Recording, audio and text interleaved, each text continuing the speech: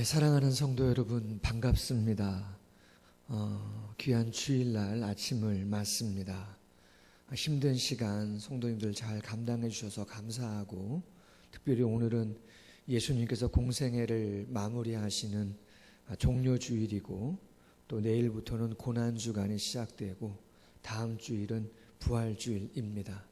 상황이 쉽지 않아서 온라인으로 각 가정에서 예배를 드리게 되어지지만, 이 귀한 종료주일과 또 고난주간 부활주일을 보내면서 하나님께서 예비하신 은혜와 은총들, 놀라운 축복이 우리 모든 사랑하는 성도님들 개개인과 가정, 또 직장과 사업장에 다시 한번 내릴 수 있는 시간 되기를 주님의 이름으로 소원합니다. 다 같이 묵상기도 드리심으로 주일 낮 예배 하나님께 드리도록 하겠습니다. 기도하겠습니다. 아버지,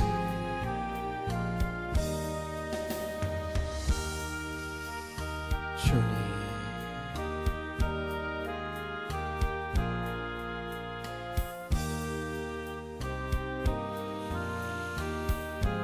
아버지,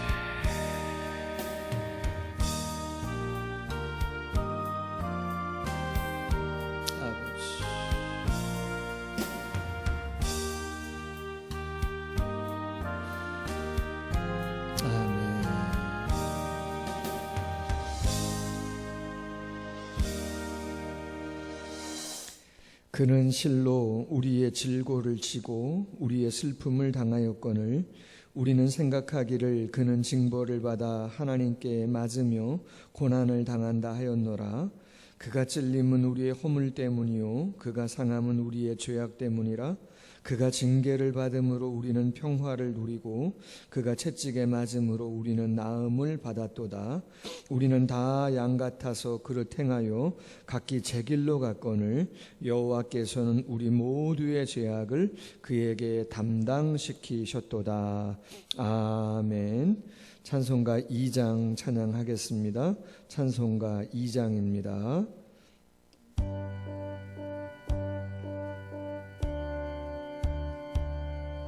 찬양 성부 성자 성령 성삼위일체께 영원 무궁하기까지 영광을 돌리세 영광을 돌리세 아멘.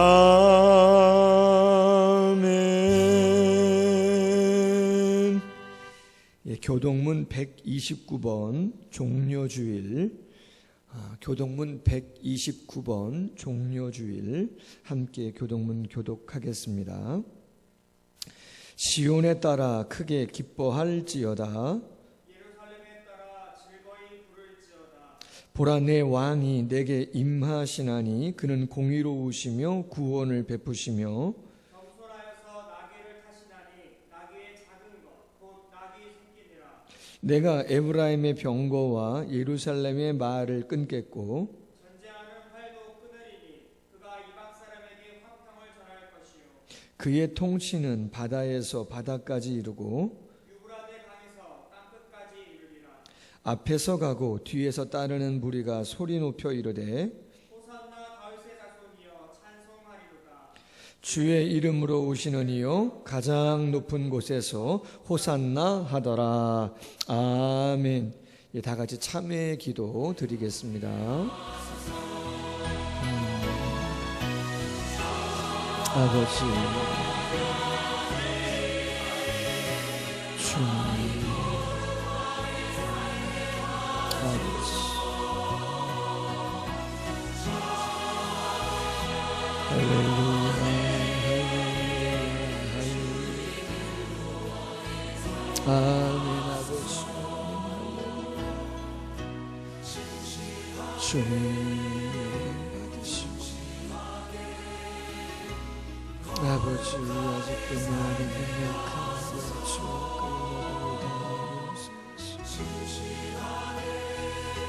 아버지 앞에 온전히 회복되어지는 우리 모두 공동체 나라 민족과 열방될 수 있도록. 아멘. 아버지 하나님의 성령 주님 함께 하소서. 아멘. 예, 다 같이 사도신경으로 신앙 고백합니다. 전능하사 천지를 만드신 하나님 아버지를 내가 믿사오며 그 외아들 우리 주 예수 그리스도를 믿사오니 이는 성령으로 잉태하사 동정녀 마리아에게 나시고 본디오 빌라도에게 고난을 받으사 십자가에 못 박혀 죽으시고 장사한 지 사흘 만에 죽은 자 가운데서 다시 살아나시며 하늘에 오르사 전능하신 하나님 우편에 앉아 계시다가 저리로서 산자와 죽은 자를 심판하러 오시리라. 성령을 믿사오며 거룩한 공회와 성도가 서로 교통하는 것과 죄를 사하여 주시는 것과 몸이 다시 사는 것과 영원히 사는 것을 믿사옵나이다. 아멘. 다 같이 찬송가 312장 함께 찬양하겠습니다.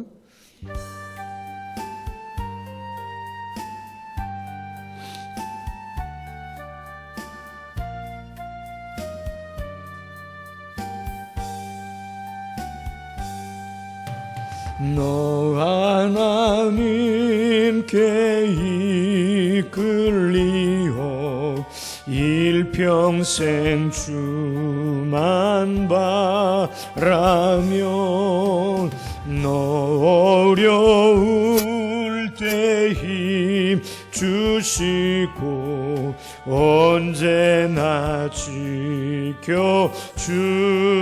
지켜주시리. 주 크신 사랑 믿는 자 그 반석 위에 서리라.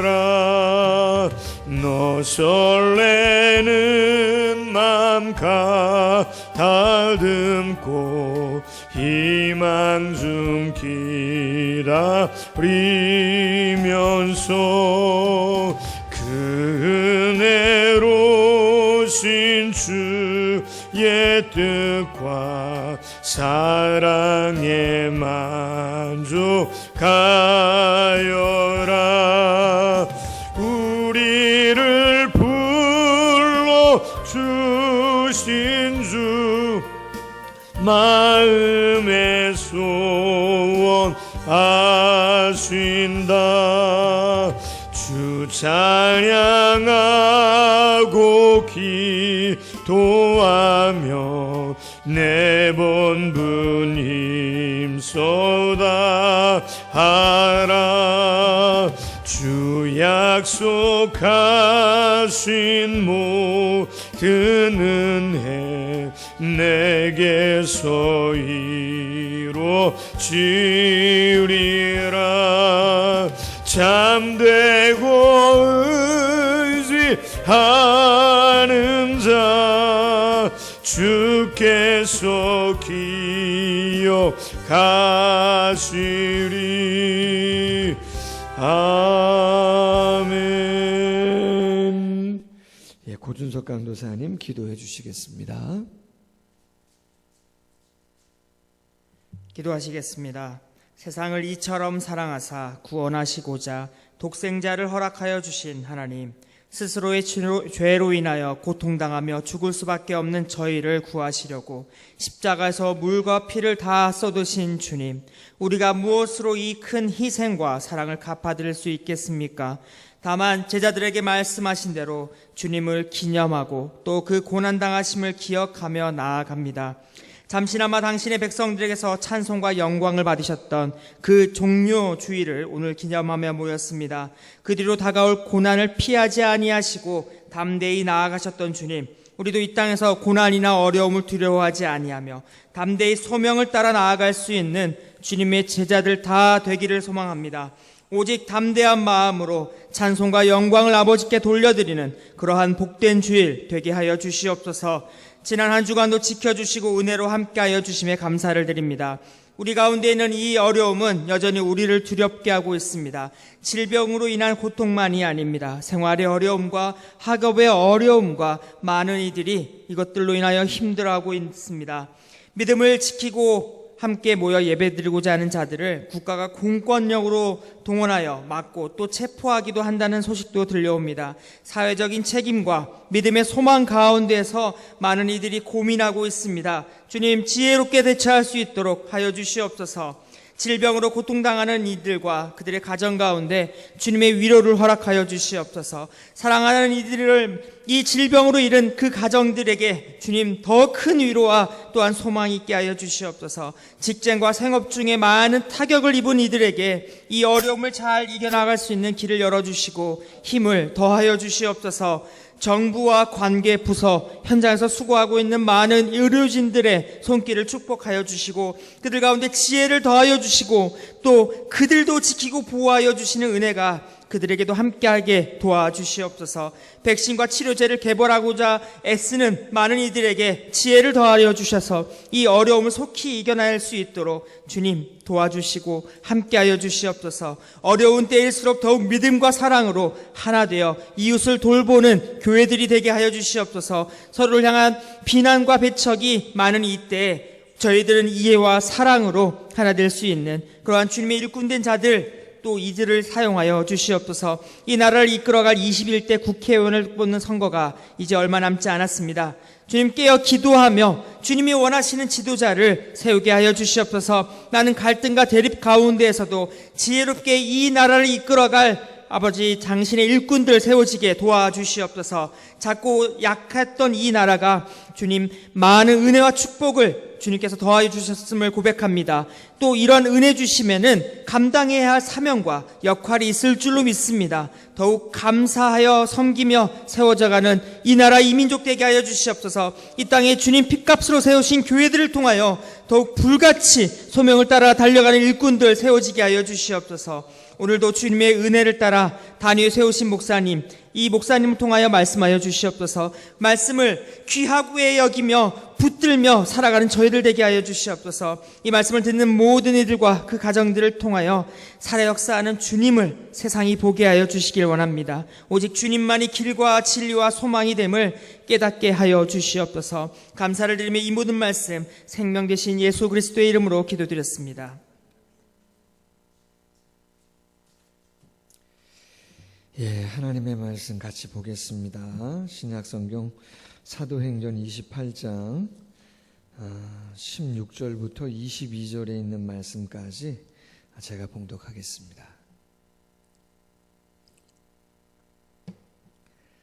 신약성경 238면 정도 사도행전 28장 16절부터 22절 말씀까지 봉독하겠습니다. 우리가 로마에 들어가니 바울에게는 자기를 지키는 한 군인과 함께 따로 있게 허락하더라.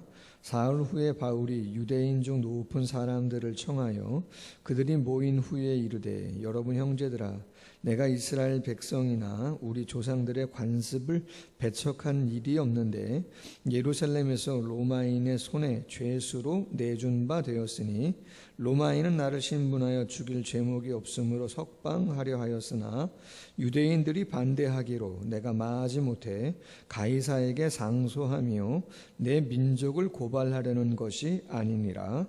이러므로 너희를 보고 함께 이야기하려고 청하였으니 이스라엘의 소망으로 말미암아 내가 이 쇠사슬에 매인 바 되었노라.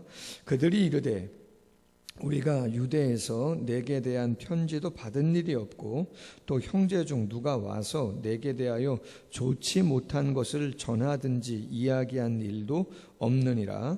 이에 우리가 너의 사상이 어떠한가 듣고자 하니 이파에 대하여는 어디서든지 반대를 받는 줄 알기 때문이라 하더라. 아멘. 예, 오늘 본문에 있는 말씀을 가지고 사도행전 87번째 선으로 악을 이기는 진짜 신앙이라는 제목으로 말씀을 나누겠습니다. 한 두 가지 제목으로 나누는데 첫 번째, 선으로 악을 이기는 사랑이라고 하는 제목입니다. 오늘 본문 드디어 사도행전 1장 8절의 말씀, 예수님이 부활하시고 승천하시기 전에 남기신 말씀, 오직 성령이 너희에게 임하시면 너희가 권능을 받고 온 유대와 사마리아와 땅끝까지 이르러 내 증인이 되리라 하신 말씀을 주셨는데, 그 말씀의 마지막이 당시의 땅끝으로 여겨졌던 로마에서 증거되어지는 그러한 장면을 오늘 본문에서 보여주고 있습니다. 바울은 천신만고 끝에 미결수의 신분이지만 로마까지 압송되어 왔습니다. 당시에 재판을 받기 위해서는 감옥에 감금되는 것이 보통이지만, 바울은 유대 총독 베스도의 호의적인 보고서와 백부장 율료의 친절로 인해서 로마 당국으로부터 배려를 받게 되어집니다. 감옥이 아니고 개인적으로 거할 수 있는 일반 가옥을, 독립된 공간을 얻게 되어집니다. 비록 한 명의 군사가 감시는 하지만 조금 감옥에 갇힌 것보다는 훨씬 더 좀 자유로운 분위기 속에서 재판을 진행하게 되어지는 것이죠. 자, 그렇다면 바울이 로마에 도착하고 제일 먼저 한 일은 무엇인가라고 하는 것이에요. 오늘 17절에 보니까 이렇게 돼 있어요. 사흘 후 유대인 중 높은 사람들을 청하여 만남을 가졌다, 그렇게 돼 있어요. 유대 사회의 유지들, 상당히 원로격에 있는 사람들, 그 사람들을 바울이 청했다는 것이죠. 그래서 무슨 이야기를 했는가? 이렇게 말을 했다는 거예요. 자신이 이스라엘 백성이나 조상의 관습을 배척한 일이 없습니다. 그럼에도 불구하고 예루살렘에서 유대인들이 로마의 총독에게 자신을 죄인으로 내어준 바 되었습니다. 그러나 그들이 조사를 해봤지만 죄목을 찾지 못했습니다. 석방될 수 있었습니다. 그런데 안타깝게도 유대인들이 석방을 반대해서 바울 자신이 마지못해 가이사 로마의 황제에게 상소를 해서 여기까지 오게 된 것입니다. 내가 비록 여기까지 왔지만 내가 여기에 사는 당신들, 유대에 있는, 예루살렘에 있는 그들을 고발하려고 하는 것이 절대 아닙니다. 오직 나의 간절한 소망이 있다면 이스라엘의 소망 되시는 예수 그리스도, 그분을 통한 그 복음, 은혜의 축복을 나누기 위해서 내가 지금 쇠사슬에 매여 있을 뿐입니다. 그렇게 이야기를 하고 있는 것이죠. 제가 오늘 본문을 묵상하면서 먼저 한번 나누고자 하는 건 이런 거예요. 바울이 그렇게 꿈에 그리던 로마에 왔는데 왜 가장 먼저 만나서 이야기를 나눈 사람들이 유대의 지도자들일까라고 하는 거예요. 여러분, 사도행전에 나오는 유대인들의 모습은 어떤 모습입니까? 바울에게, 그리스도인들에게, 교회 공동체에게 우호적이고 사랑하고 섬기고 연합하며 같이 무엇인가를 이루었던 모습입니까? 그렇지 않아요. 그들은 그리스도인들을 핍박했어요. 옥에 가두고 때리고 스데반 집사를 돌로 쳐 죽이고 야고보 사도를 참수하고 예루살렘 교회를 와해시켜서 다 뿔뿔이 흩어지게 만든 사람들이 유대인들입니다. 바울 개인도 마찬가지. 바울을 죽이지 않으면 먹지도 마시도 않겠다라고 결사대가 조직되기도 했었고, 바울이 가는 곳마다, 심지어는 소아시아까지, 마게도냐까지 가는 곳마다 쫓아와가지고 바울의 선교 일정을 어지럽히고 그를 힘들게 했던 사람들, 유대인들임을 우리는 알고 있습니다.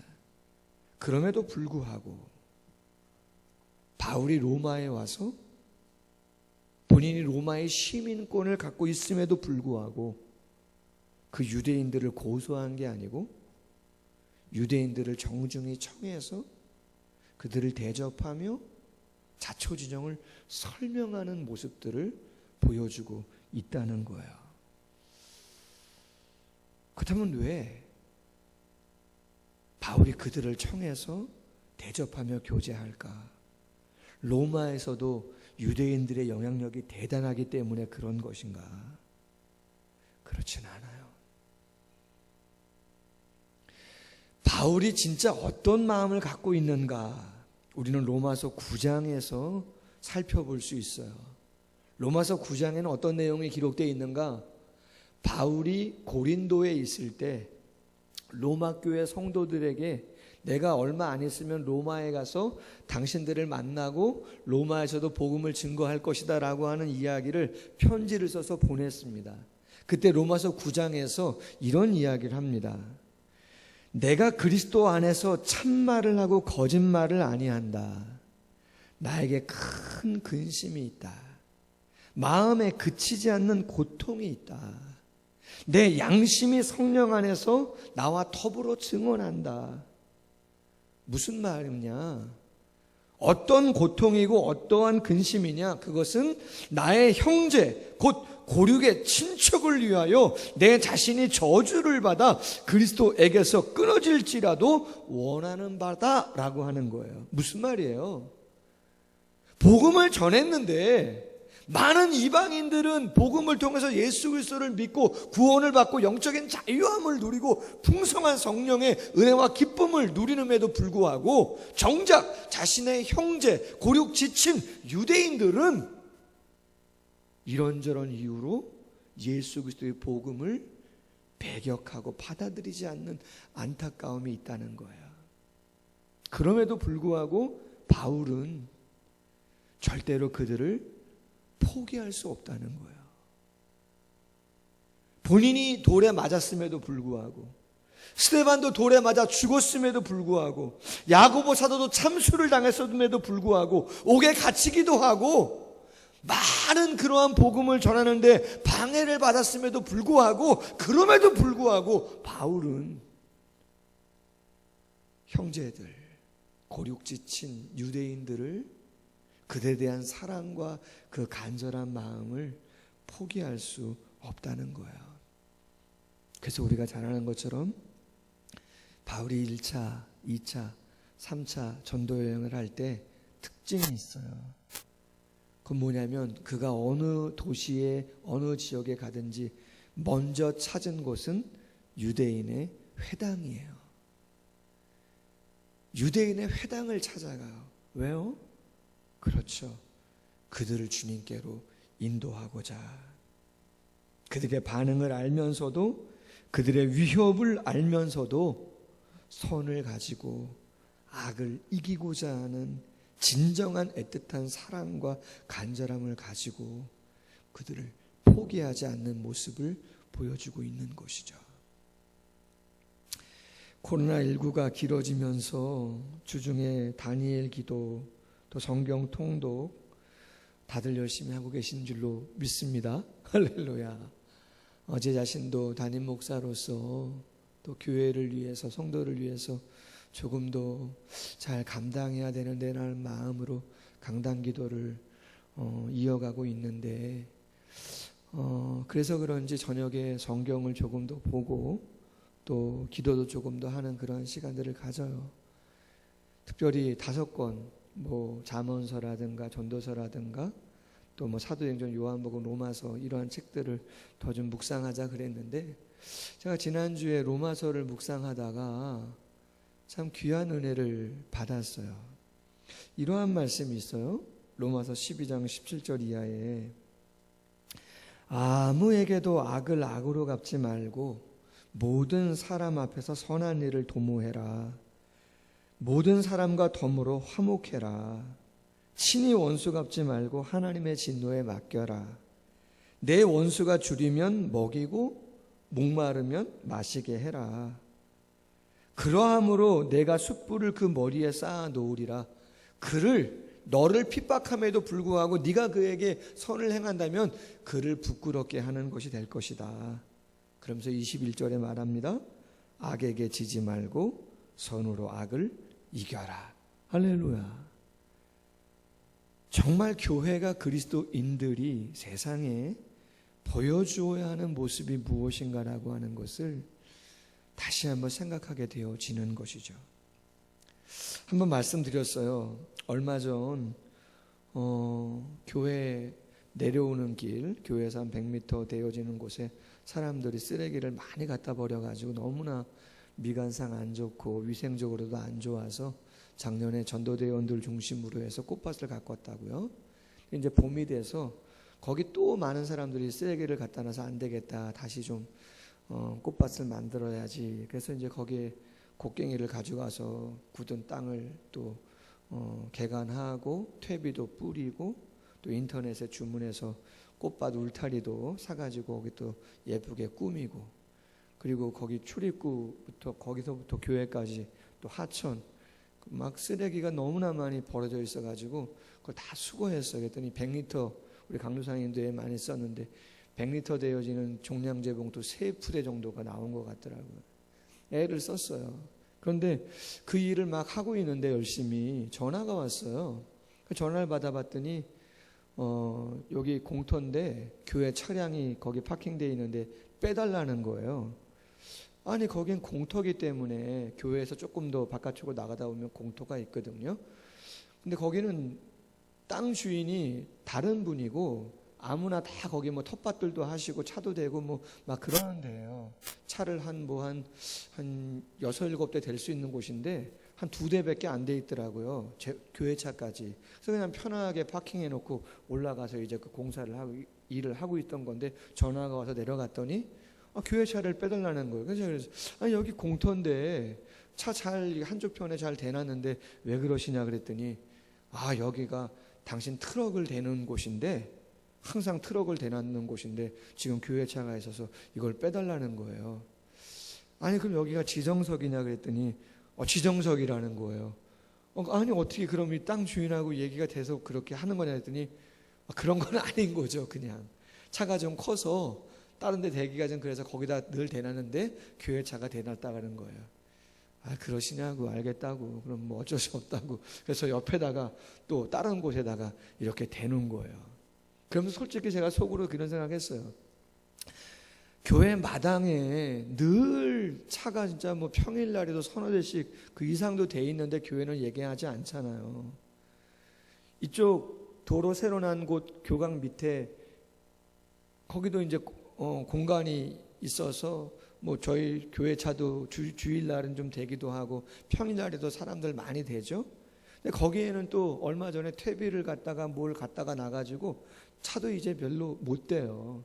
근데 개인 땅도 아닌데 그냥 본인들이 개인들이 그냥 거기를 다 이용하려고 지금 하고 있는 거예요. 그러면서 또 교회는 교회 나름대로 배려를 함에도 불구하고 뭐 그거에 대한 뭐 감사까지는 아니지만 그냥 당신들의 어떠한 그러한 이익은 전혀 손해를 보려고 하지 않으면서 그냥 자기 주장하고 뭐 빼달라 그러고 막 이런 모습들을 보면서 참 좀 아쉽다.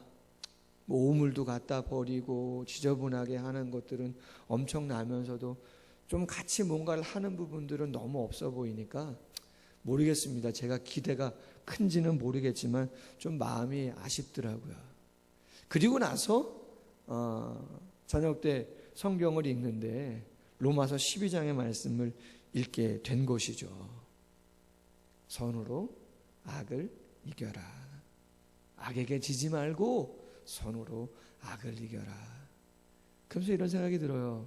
오늘 종려주일이고 내일부터 고난주일인데, 고난주간인데 예수님은 이 땅에 오셔서 당신의 이익을 위해서, 당신의 유익을 위해서 다 인정받으면서 사역을 감당하셨나? 그렇지 않죠. 심지어는 안식일에 38년 된 병자를 고치셨음에도 불구하고 그 고친 거 인정도 못 받고 안식일에 병 고쳐줬다고 많은 사람들이 막 예수님을 정죄하면서 예수님에게 핀잔을 주잖아요. 예수님이 그렇게 많은 사람을 고치고 많은 유익을 주었음에도 불구하고 정작 당신은 머리둘 곳도 없이 그렇게 공생애를 감당했다라고 이야기를 하고 있는 걸 보게 되어집니다. 과연 교회가, 그리스도인들이 어떤 모습을 보여줘야 되는가? 여러분, 저는 이런 생각을 한번 더 했어요. 요새 코로나19로 인해서 매스컴에서 보여주는 한국 교회의 모습이 참으로 많이 안타까운 모습들이 있는 걸 보게 됩니다. 여러분, 솔직히 우리는 알아요.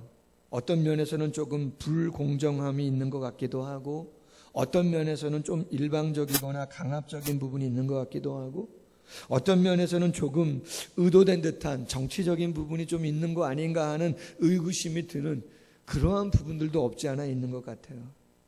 그럼에도 불구하고 마음을 더 안타깝게 하는 게 무엇인가 하면, 그 불공정, 일방적인 부분, 의도된 듯한 부분들이 있음에도 불구하고 그것에 대해서 그리스도인들이 반응하는 모습은 더 마음을 아프게 하는 부분들이 없지 않아 있다는 것입니다. 뭐예요? 서로 고함을 지르죠. 서로 욕설을 해요. 심지어는 폭력을 행사하는 부분들도 있는 것이죠. 과연 그리스도인들이 좀 불공정하고 좀 강압적이고 조금은 의도된 듯한 그러한 모습들이 있다 할지라도 똑같이 우리도 그들에게 고함을 지르고 그들을 향해서 욕설을 퍼붓고 우리도 똑같이 폭력을 쓰는 그러한 모습을 보여주어야 할 것인가? 그건 극소수인 걸 알고 있죠. 6만여 교회 가운데 그러한 교회는 진짜 손에 꼽을 겁니다. 그럼에도 불구하고 의도된 그러한 촬영 가운데 비춰지는 모습은 너무나 마음을 아프게 하죠.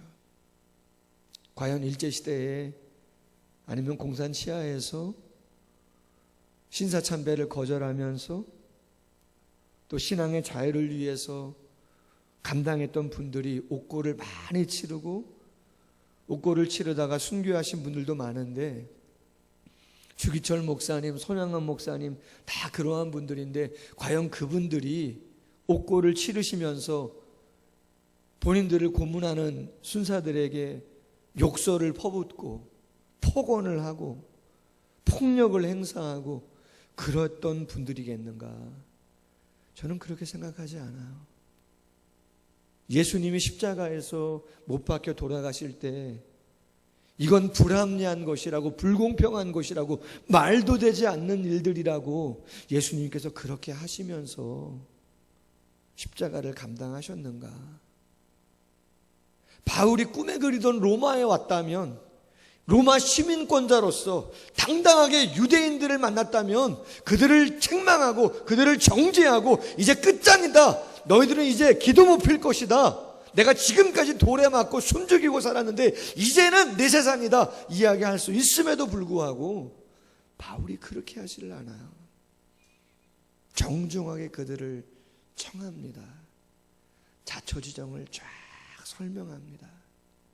그리고 오직 이스라엘의 소망 되시는 예수 그리스도의 복음만을 내가 전하기를 원한다라고 하는 이야기를 하는 것이죠.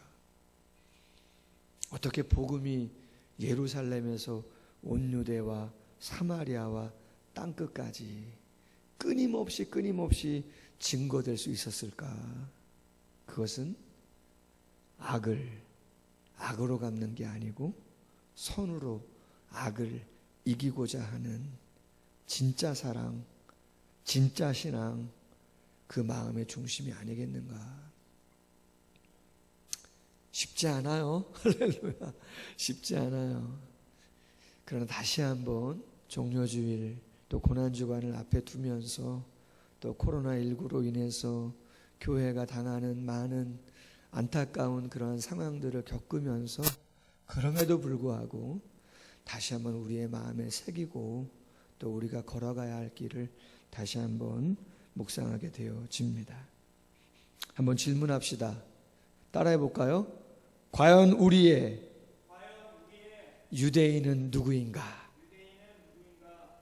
네, 우리가 품고 기도해주고 선으로 감당해야 할 유대인은 누군가 한번 생각하는 한 주간 되기를 원합니다.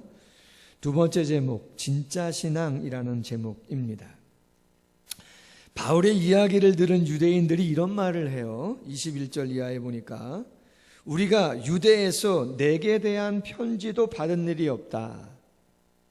또 형제 중 누가 와서 너에 대하여 좋지 못한 것을 전한 이야기도 없다. 그래서 우리가 너의 사상이 어떠한가 한번 듣고자 한다, 그렇게 이야기한 거예요. 저는 오늘 본문 말씀을 묵상하면서 좀 의아하다라고 하는 생각을 하게 됐습니다. 뭐가 의아한가? 이런 거죠.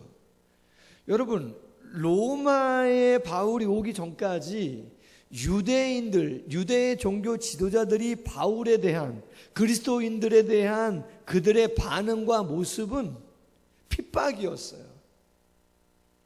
그 핍박은 한 번으로 끝나는 것이 아니고 쫓아다니면서 예루살렘, 온 유대, 사마리아, 소아시아, 마게도냐 모든 곳에 쫓아다니면서 사람을 보내가지고, 결사대를 보내가지고 모함을 하고 돌을 던지고 하면서 끊임없이 1차, 2차, 3차 전도까지 끊임없이 바울을 괴롭혔던 것이 유대인들, 종교 지도자들의 모습이에요. 그런데 바울이 로마에 딱 도착하자마자 유대의 높은 사람들을 딱 만났는데 그들이 뭐라고 얘기한다고요?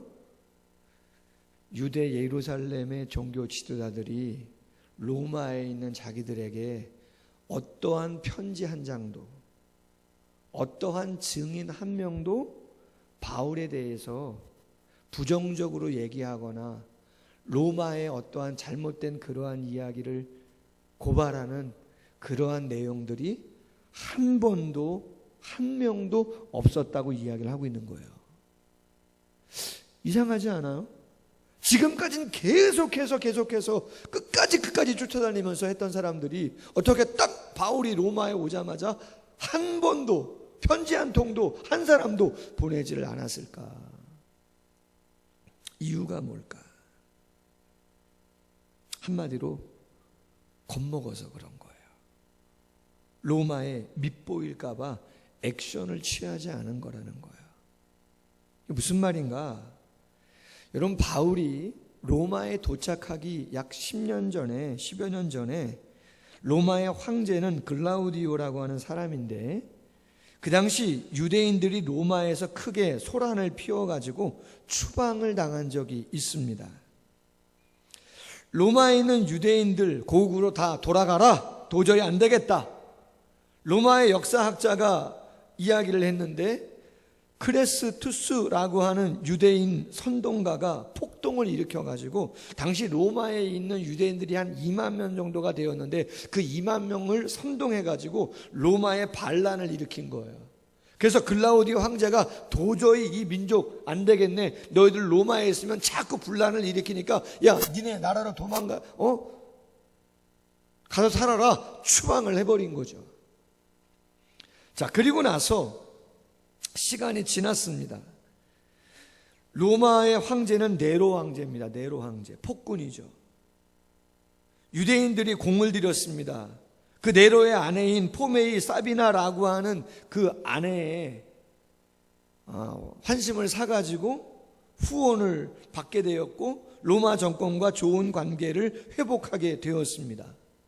자, 그렇지만 다시 바울의 문제로 소란이 날 수 있기 때문에 조심조심하고 있는 것이죠. 더군다나 황제는 폭군 네로고, 네로는 유대인들의 특권을 인정해주지 않는 인물이기 때문에 유대의 지도자들이 몸을 사리고 있는 것이에요. 더군다나 바울은 로마의 시민권을 가지고 있는 시민이고, 유대인들은 그들이 고소한 내용은 뭡니까? 유대인의 율법과 규례에 대한 문제지 로마의 실정법을 어긴 것은 한 가지도 없기 때문에 유대인들은 지금 두려워서 몸을 사르고 있다라고 하는 것이죠. 여러분, 오늘 본문과 비슷한 본문이 복음서에도 나옵니다. 예수님이 병을 고쳐주고 귀한 설교를 하니까 많은 사람들이 예수님을 따라 나와요. 메시아로 추앙합니다. 종교 지도자들이 염려를 합니다. 그렇다면 그들이 염려한 가장 중요한 핵심이 무엇인가? 예수님이 진짜 메시아인데 우리가 그를 몰라보고 있는 것인가? 아니면 구약의 율법과 계명을 진짜 잘 지켜야 되는데 예수 때문에 지키지 못하게 된 것에 대한 진짜 염려를 하고 있는 것인가? 라고 하는 것이에요. 그러나 그것은 겉으로 드러난 것이고 진짜 속마음은 따로 있습니다. 사도 요한이 요한복음에서 예수님을 대하는 유대 종교 지도자들의 진짜 그들이 무엇을 걱정하고 염려하고 있었는가라고 하는 속마음을 드러내 보여주고 있습니다. 요한복음 11장 47절 이하에 이렇게 기록되어져 있습니다. 대제사장들과 바리새인들이 공회를 모으고 이르되 이 사람이 많은 표적을 행하니 우리가 어떻게 하겠느냐? 만일 그를 이대로 두면 모든 사람이 그를 믿을 것이요 로마인들이 와서 우리 땅과 민족을 빼앗아 가리라. 대제사장 가야바가 말합니다. 한 사람이 백성을 위하여 죽어서 온 민족이 망하지 않게 되는 것이 너희에게 유익한 줄을 생각하지 아니하는도다. 이렇게 얘기했어요. 여러분, 이게 무슨 말이에요? 그렇죠. 당시 종교 지도자들의 정말 속마음은 예수님이 메시아든 메시아가 아니든 그런 것들은 별로 중요하지 않은 거예요. 38년 된 병자가 나서 걸어 다니든 말든 별로 중요한 게 아니에요. 진짜 중요한 건 뭐라는 거예요?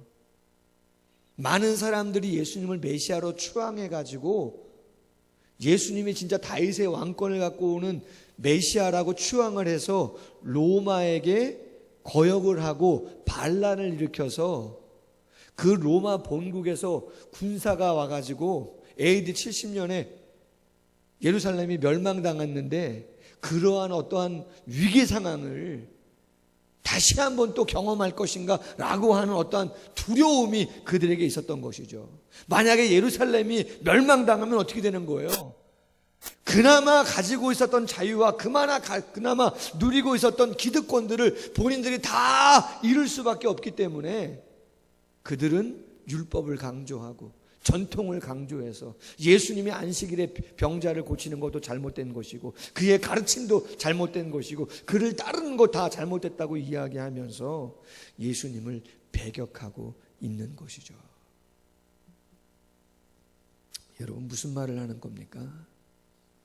겉으로 보면요, 유대인들 대단한 하나님 사랑하는 사람들처럼 보여요. 금식하고 헌금생활 제대로 하고 손 들고 막 크게 기도하고. 그런데 어때요? 진짜 그 모든 행위가 자신들의 그나마 기득권을 놓지 않으려고 하는 행동들이었다는 거죠. 예수님이 그걸 알아요. 그래서 마태복음 15장 8절 이하에서 이렇게 말씀했죠. 이 백성이 입술로는 나를 공경하되 마음은 내게서 멀도다. 사람의 계명으로 교훈을 삼아 가르치니 나를 헛되이 경배하는도다. 입술로는 나를 공경하지만 마음은 멀고 있다. 왜 율법을 강조하는지, 왜 계명을 강조하는지, 왜 행위를 강조하는지, 왜 크게 소리를 지르면서 기도하고 있는 것인지 예수님은 알고 있다는 것이죠. 마음은 멀면서 마음은 콩밭에 가 있는데 다른 곳에 가 있는데 아니라는 것이죠. 바울이 로마에 도착하자 혹시라도 바울이 로마의 시민권을 가지고 있고 로마의 실정법을 어긴 건 아무것도 없는데 유대의 종교 지도자들이 고소를 해서 밉보이면 그나마 닦아놓은 거 또 잘못될 수 있기 때문에 몸을 사리고 있는 것이죠. 여러분, 겉으로 볼 때 대단해 보이는 신앙, 진짜 신앙이 아닐 수 있음을 우리는 다시 한 번 더 생각해 보아야 합니다. 겉으로 볼 땐 대단한 것 같지만 하나님 보시기에 그렇지 않은 가짜 신앙, 미성숙한 모습들 얼마든지 있을 수 있다는 것이죠. 제가 마음이 아픈 것 중에 하나가요, 코로나19로 인해서 어느 교회가 좀 어렵다는 얘기가 들릴 때 저 성남에 있는 어느 교회가 뭐 분무기 사건 아시죠? 분무기로 소금물 뿌려가지고 방역하려고 나왔던 그 교회. 지난주 기독신문 봤더니 그 교회는 이단성 시비가 있었던 교회더라고요. 우리 교단도 아니고 독립교단인 것 같지만 이단성 시비가 있는 은사 중심의 교회여요. 지역교회가 아니고 지방 여러 곳에서 오는 어떤 뭐 그런 특수한 교회였던 것 같더라고요. 근데 제가 마음이 아팠던 건 뭐냐면요, 그렇게 강조하고 기도를 강조하고 뭐 몸이 아프거나 뭐 좀 안 좋은 일이 생기면 신앙생활 열심히 안 해서 그런 거고 열심히 기도 안 해서 그런 것처럼 막 그렇게 강조하다가 그러한 일이 탁 터지고 나니까 정말 목회 안 하겠다고 이야기하고, 당신이 목회 안 하겠다고 이야기하고 교회 문 다 잠그고 뭐 이러한 모습들을 보이면서 정말 제 마음속에 그분과 그 교회를 정죄하거나 판단하고 싶은 마음은 전혀 없고요. 안타깝죠. 그러나 한번 생각하자는 거예요. 정말 우리의 신앙의 성숙이라고 하는, 진짜 신앙이라고 하는 것이 겉으로 보여지는 그런 것들로 다 판단할 수 있는 것인가? 사회적 거리두기 한 2주 연장됐습니다. 저희 교회도 18일까지, 교회는 주일부터 한 주간이 시작되니까 2주간 더 연장하는 거예요. 쉽지 않은 결정이죠.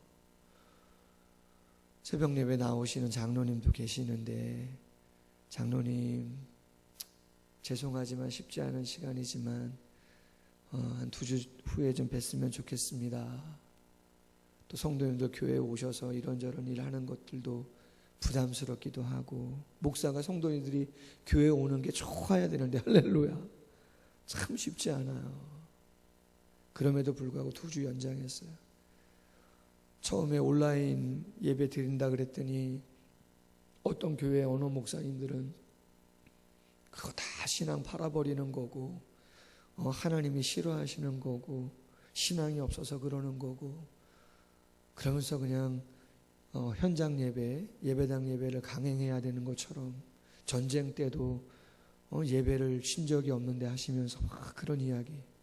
인근에 있는 어느 교회, 저도 들은 얘기인데 인근에 있는 어느 교회 노 권사님들은 온라인 예배를 당회에서 결정했더니 새로 오신 목사님이 젊은 목사님인데 목사가 아니는 것처럼 막 이야기하는 그런 분들도 계셨다는 이야기를 제가 전해 들었어요. 제가 그런 이야기를 들으면서 정말 예수 그리스도를 바르게 믿는 진짜 신앙, 성숙한 신앙이 과연 무엇인가라고 하는 것을 다시 한번 생각하게 되어집니다. 여러분, 바울이 로마에 왔어요.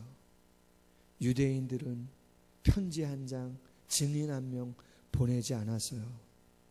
그런데 여러분, 바울은 어때요?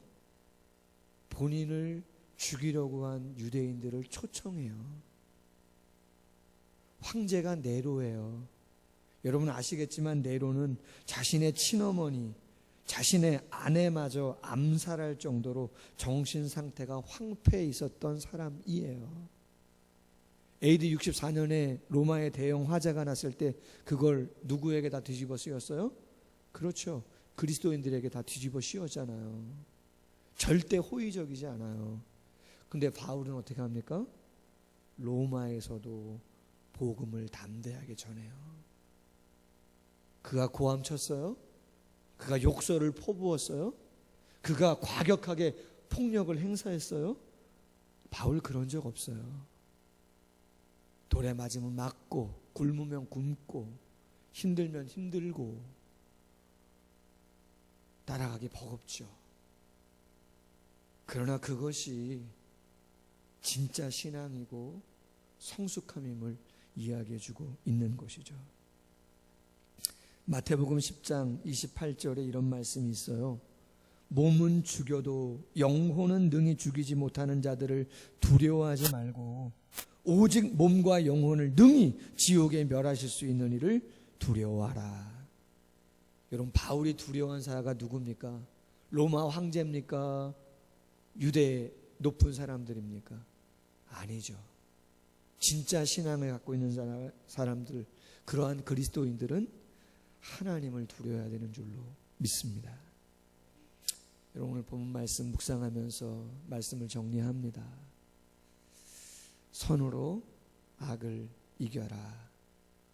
선으로 악을 이기는 그 사랑이 예수님의 사랑이었고 바울의 사랑이었고, 그 사랑으로 인해서 복음이 예루살렘에서 로마까지 나아가게 된 줄로 믿습니다. 우리가 품어야 하는 유대인이 누군가 묵상하는 고난주간 한 주간 되기를 원하고, 또 예수님께서 성숙함을, 바울의 성숙함을, 진짜 신앙이 무엇인가를, 진짜 두려워해야 될 분이 누군가를 보여준 것처럼 우리 모두도 다시 한번 이 말씀을 마음에 새기고 기도하며 또 성숙함을 보여줄 수 있는 한 주간 보낼 수 있기를 주님의 이름으로 소원합니다. 같이 한번 기도하겠습니다. 하나님 아버지, 참 바울의 발걸음을 되새겨보면서 참 놀라운 그러한 영적인 은혜와 교훈들을 마음에 새기게 하심에 감사합니다. 꿈에 그리던 로마에 도착해서 그가 제일 먼저 한 일은 자신을 핍박하고 돌을 던지고 교회 공동체에게 해를 가했던 유대의 높은 영향력 있는 사람들을 불렀습니다. 원망하고자, 그들을 책망하고자 부른 것이 아니라 자초지정을 잘 설명하고 그들에게 이스라엘의 소망 되시는 예수 그리스도를 또 한 번 전하고자 그들을 초청했음을 보게 되어집니다. 하나님, 해됨을 많이 당했음에도 불구하고 선으로 악을 이기는 진짜 사랑, 진짜 신앙의 모습을 보여줍니다. 우리들도 이 어려운 때에 쉽지 않은 부분, 억울한 부분, 안타까운 부분 많이 있지만 조금 더 잘 감당할 수 있도록 은혜를 베풀어 주옵소서. 아마 시간이 많이 걸릴 수도 있겠지만 그 어려운 시간 말씀 묵상하며 잘 감당해 나아가는 우리 모두 되어지게 하여 주옵소서.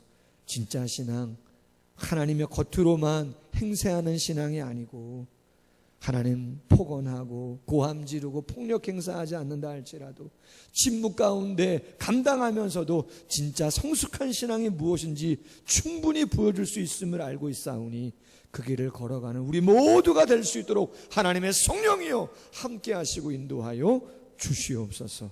예수님의 이름으로 축복하며 기도하옵나이다. 아멘. 다 같이 찬송가 315장 우리 같이 한번 찬양하겠습니다. 찬송가 315장 1절과 4절 찬양하겠습니다.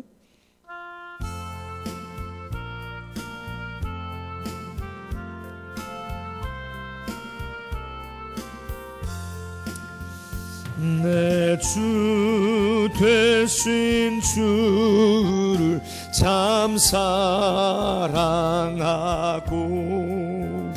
곧 그에게 죄를 다 고합니다. 그는 은혜를 주신 내 예수시니 이전보다 더욱 사랑합니다. 그 영광의 나라 나 들어가서 그 풍성한 은혜 늘 감사하리. 그 멸류관 쓰신 내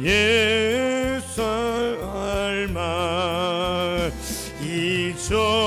이전보다 더욱 사랑합니다.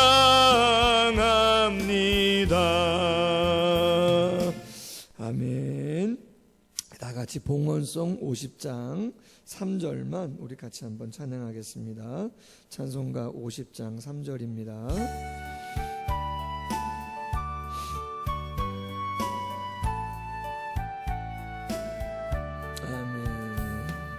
내게 있는 모든 것을 주를 위해 드리네. 주의 성령 충만하게 내게 내려주소서. 주께 드리네. 아멘. 주께 드리네. 사랑하는 구주 앞에 모두 드리네. 아멘. 기도하겠습니다. 하나님 아버지, 어려운 중에 종료주일, 또 고난주간, 또 다음 주에는 부활주일을 맞이하게 되어집니다. 어려운 중에 또 맞이하는 이러한 절기를 보내면서 또 오늘 본문의 말씀을 묵상해 보면서 주님이 가신 그 길이 어떠한 길이고 당신이 유대인들과 무지함과 그러한 폭언과 과격함으로 예수 그리스도의 능력과 예수 그리스도의 영광과 예수 그리스도의 사랑을 하나님 받아들이지 못했던 그들을 어떻게 품으시며 감당하셨는가. 또 그 복음의 능력을 하나님 체험한 바울이 어떻게 공생애를 감당했는가를, 선으로 악을 이기는 진짜 신앙, 진짜 사랑이 무엇인가를 나누며 다시 한번 마음에 담을 수 있도록 은혜 주심을 감사합니다. 진정한 교회의 모습이, 진정한 목사와 그리스도인들의 모습이 퇴색되어져 가는 이때에 그렇지 않은 부분이 훨씬 많음에도 불구하고 소수의 안타까운 그러한 사건들과 모습들로 인해서 제대로 증거되어지지 못하는 안타까운 이때에 다시 한번 이 말씀이 우리의 묵상이요 기도의 제목이 되는 한 주간 되어질 수 있도록 함께하여 주옵소서. 선으로 악을 이기게 하시고 겉으로 보여지는 것뿐만 아니라 정말 우리가 두려워해야 될 것이 무엇인지를, 고민해야 될 것이 무엇인지를 보이지 않는 부분 더욱더 체크해 가면서 우리의 신앙을 온전히 세워갈 수만 있도록 함께하여 주옵소서. 귀한 예물 드렸습니다. 영광 받아주시길 원하옵고, 가정경제가 어렵고 직장과 사업장, 나라 경제와 세계 열방이 어렵습니다. 너무나 힘들지 않도록 주께서 궁율 위에 궁율을 더하시고 힘내게 하시고 세임 주시고 수고한 대로 열매를 거둘 수 있는 축복을 아버지 하나님의 성령이여 허락하여 주옵소서.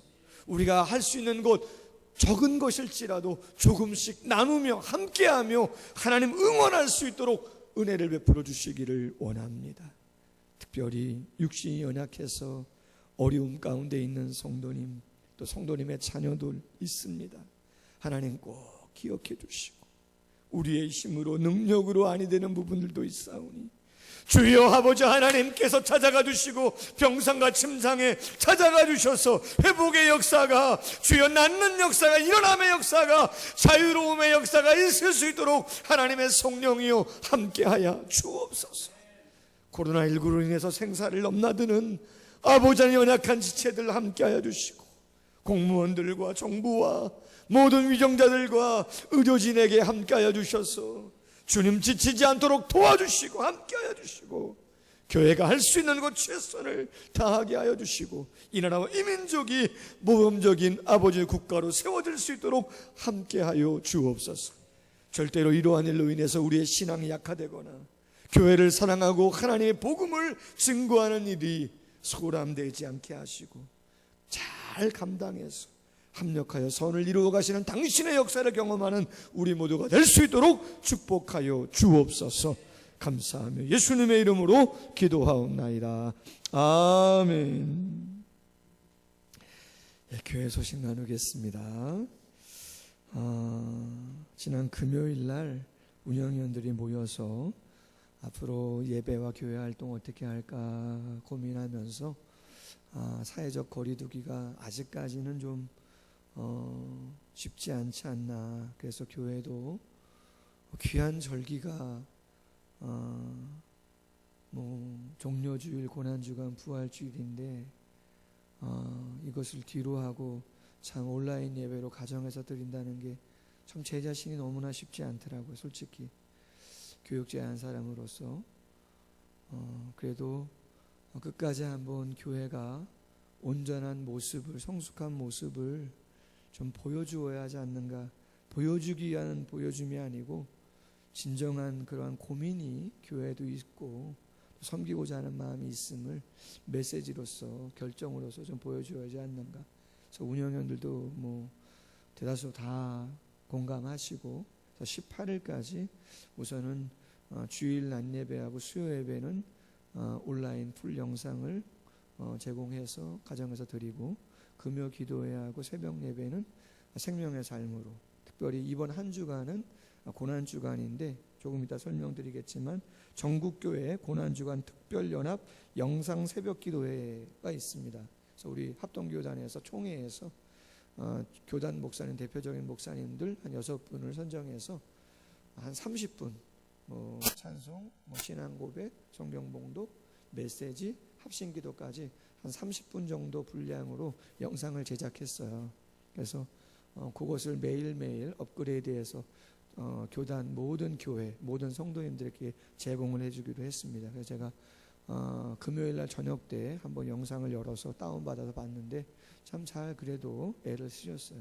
그래서 오늘 내일부터 이제 월요일부터 아마 지금 제가 토요일날 보내드렸기 때문에 이 영상을 보시는 성도님들은 아마 다 지금 영상을 갖고 계실 건데, 내일 새벽 5시 반에, 워낙 교단에서 5시라고 했는데 저희는 새벽 예배가 5시 반이니까 새벽 5시 반에 고난주간 월요일부터 토요일까지 일어나셔서 핸드폰에 영상 클릭하셔가지고 들어가셔서 클릭하시면 아마 되지 않을까. 그렇게 한번 고난주간 좀 보냈으면 좋겠습니다. 주일학교 학생들에겐 또 다른 자료를 주일학교 교육자하고 부장집사님이 보내주실 것이고요. 저는 강단기도 18일까지 더 연장합니다. 전교인 다니엘 기도회 리더들만 했었는데 한 2주간은 확장해서 전교인들 매일 아침, 점심, 저녁 하루 3번 중에 1번 이상 10분 이상 기도하는 것으로 좀 우리가 기도에 좀 열심히 하자, 그런 마음입니다. 성도님들 많이 동참해 주시고, 헌금은 교회 온라인 계좌도 괜찮고요. 모아놨다가 예배당에 오셔서 예배당에서 드리셔도 됩니다. 한 가지 좀 참고할 것은 지난주에 광고했는데 교회 계좌번호, 본통장 계좌번호가 대환대출하면서 만기가 돼서 바꾸면서 좀 계좌번호가 바뀌어졌어요. 주일헌금 11조 감사헌금 계좌가 좀 바뀌었으니까 유념하셔서 주보에 공지한 대로 좀 해주시면 감사하겠습니다. 부활주일은 다음 주일인데 절기헌금은 온라인으로 하셔도 되고 나중에 하셔도 되겠고요. 가정예배 영상으로 드리다 보니까 부활주일인데도 좀 아쉬워요. 그래서 저하고 강도사님이 부활을 기념할 수 있는 계란이 됐든 아니면 다른 것이 됐든 선물을 좀 준비해서 성도님들께 이렇게 좀 나눠드리는 그러한 시간을 부활주일날 좀 가지려고 합니다. 성도님도 그렇게 아시고, 성도님들도 서로 좀 이웃에게도 뭔가 나눌 수 있으면 나눠주셔도 좋을 것 같고, 제가 설교를 녹화하면서 마음에 든 생각 중에 하나는, 고난주간 특세하지만 금요일날 같은 경우에는 좀 가정마다 세족식을 한번 아내나 남편이나 자녀나 부모님에게 가정마다 하는 것도 또 의미 있지 않을까라고 하는 생각이 들어요. 우리가 모여서 뭔가를 하면 더 뜻깊겠지만 그럴 수 있는 형편이 아니니까 가정마다 고난주간 때는 금요일날 세족식 한번 해주셔도 좋을 것 같고, 부활주일 때는 선물을 좀 작은 거라도 한번 나누는 것들도 좋지 않겠나, 그런 생각이 듭니다.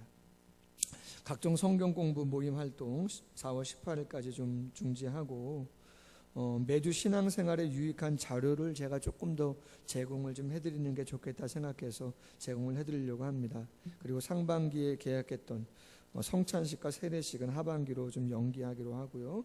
교회 출입도 18일까지 통제하고, 임시운영위원회는 4월 17일날 금요일날 모여서 4월 중순 그리고 5월달 계획을 나눌 겁니다.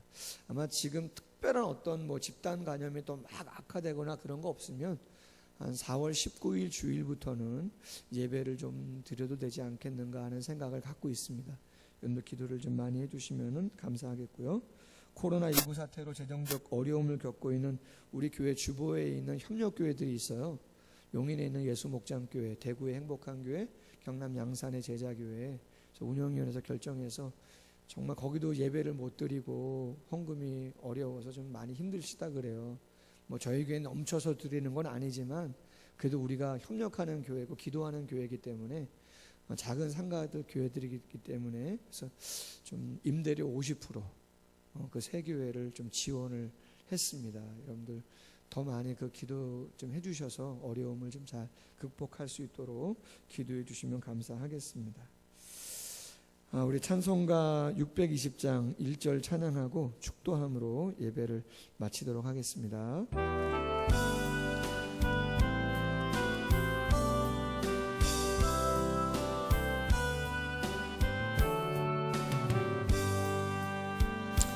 여기에 모인 우리 아멘 주의 은총 받은 자여라 아멘 주께서 이 자리에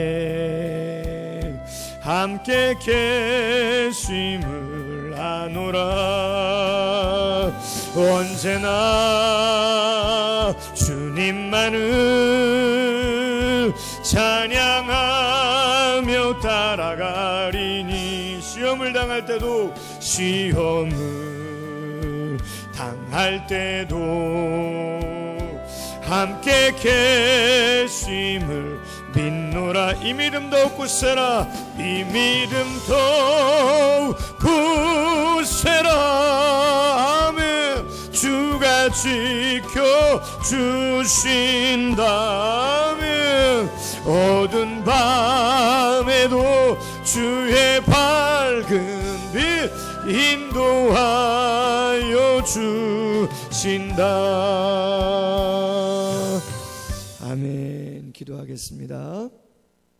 이제는 주 예수 그리스도의 크신 은혜와 하나님 아버지의 극진하신 사랑하심과 성령의 교통하심이 각 가정에서 예배하는 사랑하는 성도님과 사랑하는 자녀들과 가정과 직장과 사업장과 사랑을 그리는 교회와 열방 위에 이제로부터 영원토록 항상 함께 있을지어다. 아멘.